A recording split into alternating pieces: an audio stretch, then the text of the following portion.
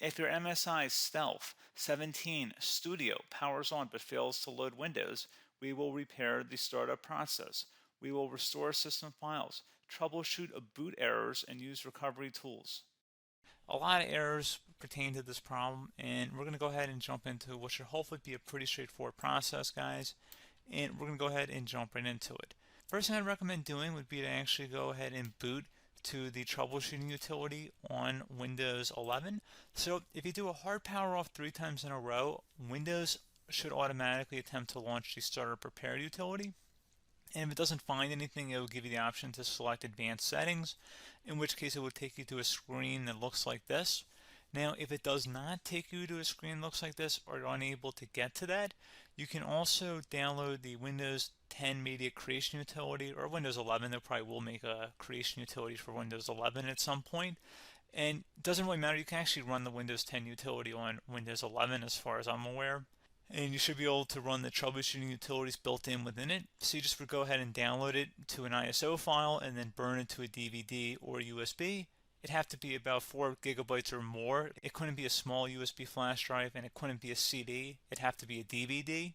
And then you'd boot your computer from it. So depending on the computer manufacturer, you'd have to tap a different key on your keyboard in order to launch that menu, in order to select what boot drive you want to go off of. So it could be anything between the escape key, F2, F8, F12, for example, and those are the function keys on the top of your keyboard. So you may have to just do a little bit of trial and error. Shouldn't take you more than a couple minutes. Googling it would probably be best before you even begin. But anyway, we're ready to go ahead and jump right into it. So we're on the choose an option page. So these will look very similar whether you're booting from it directly within Windows itself, or if you're plugged in a USB flash drive with the media creation utility installed and you selected the recovery option. So when you are setting up your Windows 11 installation or Windows 10, depending on the drive you're using, there should be an option to repair your computer in the bottom left corner of the dialog window, one of the first screens that comes up. You go ahead and select that, and then it would take you to a troubleshooting screen like you see here. And you want to go ahead and select troubleshoot, reset your PC, or see advanced options. And then there are going to be a whole bunch of options in here that we're going to explore in today's video.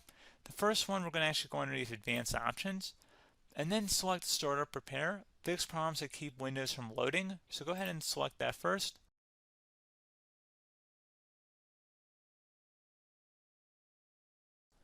Okay, so you can see it could now repair our PC. That was our first option we could try. Something else, if we go back into advanced options here, and then select troubleshoot, we're going to go underneath advanced options again. You can go ahead and actually access safe mode by selecting startup settings. And then if you select the restart button, you have the option on the screen, select safe mode with networking, which will give you a key on the screen. It'll tell you which key to press to enter that. I believe it's the F7 key. It'll do that for you. I'm not going to go over that in today's tutorial because I don't really want to go into safe mode, but you're more than welcome to attempt that by going into here and then selecting restart. Again, it'll launch another screen. It'll say what key do you want to press, and it'll give you like 7 or 8 different options, and you want to select safe mode with networking. There's also an option for a command prompt too, but that's going to be something we're going to cover later in this video, and we don't even have to go through that in order to access it. So that's why I'm not going to really push for that, because unless you know exactly what's causing the problem, you probably don't need to go into safe mode. Unless you're trying to recover files, in which case then you definitely can go into safe mode, but we're trying to actually recover our computer here. So I hope that makes sense. Something else we can also try here as well would be to uninstall updates, remove recently installed quality or feature updates from Windows. So if you go ahead and select that, you can uninstall the latest quality updates, which generally is the more day-to-day updates. Feature updates are the less regularly released ones, like the big ones. I would equate it to service packs in like Windows 7 and Windows Vista and Windows XP. So larger updates that occur once or twice a year at most. And the quality updates are more just a regular update. So probably obviously depend, it'll take longer if you're going to try and uninstall the latest feature update versus quality update. And maybe you don't need to go back that far. So just giving you guys a couple of pointers with that. Something else you can also look at here, and we're going to jump into the command prompt in a little bit, but you can select System Restore, which will use a restore point recorded on your PC to restore Windows. And this is something I would highly recommend here, guys. So select Next. Assuming you have a restore point saved on your computer, you go ahead and select the most recently created one, and you'll select next, and then you'll select the drive. You shouldn't actually have to select the drive. You can scan for affected programs, but we're going to keep it all default here, and then we're going to select finish. So once started, system restore cannot be interrupted. Do you want to continue?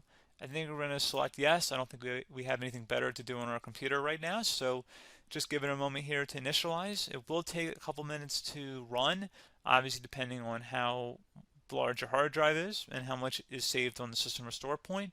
So just give it a couple minutes here.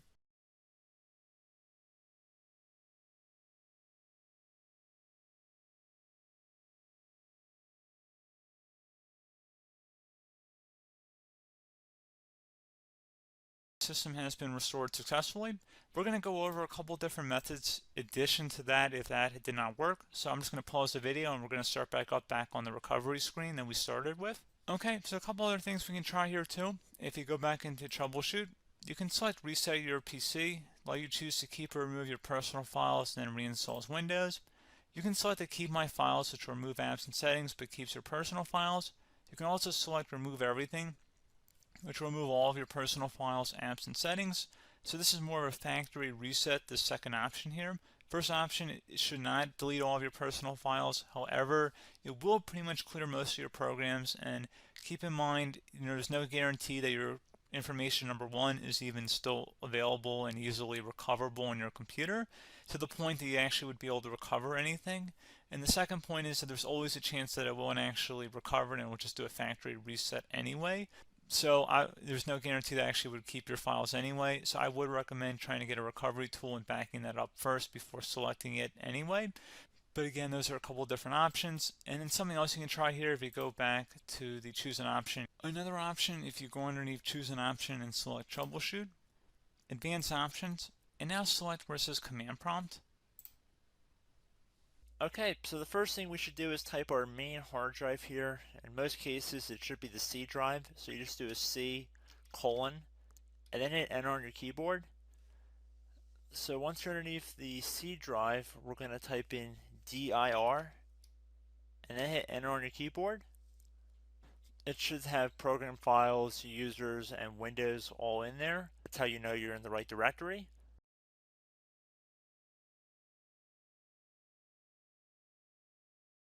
In some cases, it might be the D drive as well, so just keep that in mind.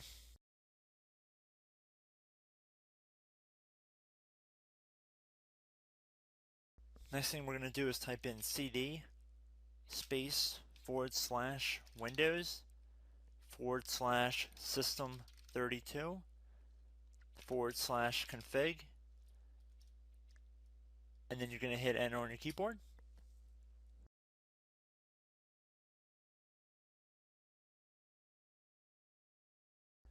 So now you're going to type md space backup. If you've seen other tutorials, it might also say to put down md backup. That's because the backup name is pretty common when you want to back something up. So you can name this whatever you want, doesn't have to be backup. So if you've already made a backup folder in the past, you could do backup 1, for example. So once you're done setting the name you want the backup to be called, hit enter on your keyboard again.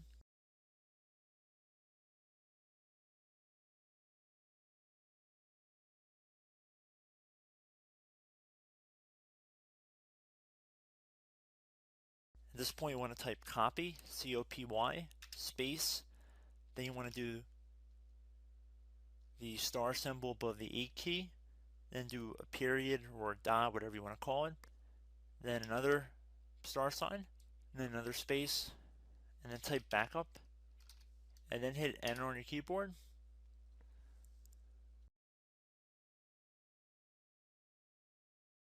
Now you want to type cd reg back, REG BACK, and then hit enter on your keyboard. So now that we are under the reg back, so now you want to type dir again, and then hit enter.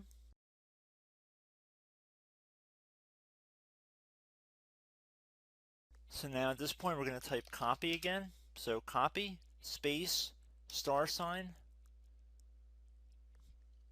dot, another star sign, space, and then 2 dots. So we're going to type copy, space, star sign, dot, sign, star sign, dot, dot, and then hit enter on your keyboard again. So for overwrite, you want to overwrite all. So type A on your keyboard, so capital A, and then hit enter on your keyboard.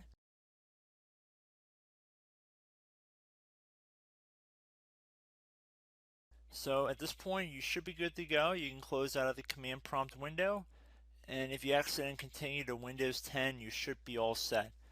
So I hope one of these 3 or 4 different methods we went through in this tutorial helped you guys out.